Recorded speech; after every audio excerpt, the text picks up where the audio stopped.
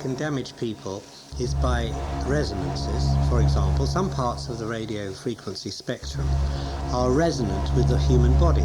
Now, you know, we only really found out about that in the middle of the 1980s, and that the standards for exposure were suddenly and quickly changed as people realized that you could actually resonate a human body, which is about 6 foot long, depending on the resonant frequency of the wave. And an RF wave can be 6 foot long. And the way that works is that the wavelength is always related to the frequency of the radio wave. And so if you know the wavelength, you know the frequency.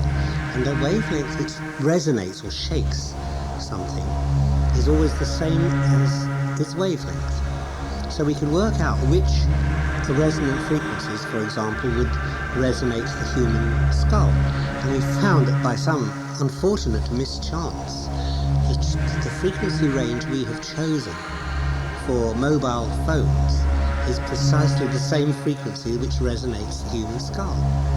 And that is going to lead to a great deal of research, I think, as people wonder whether these mobile phones are harmful or not. Now, way back in 1924, there was a man called Albert Abrams who suggested and used the idea that radio frequencies could be used to diagnose illness and even to create illness or even to cure illness. And he is the original inventor of what was called the black box.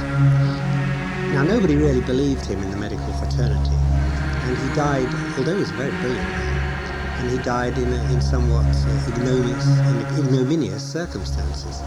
But the president of the Royal Society of Medicine at that time, in 1924 or 5, said the most remarkable statement. He said, "There will come a time when every important person will carry around with them a portable cordless telephone. And in that day, on that day, then everyone will begin to realize the importance of Albert Abrams and his work." Now, he said that in 1924, but it's only today, of course, that we're getting mobile phones. And that prediction is beginning to come true.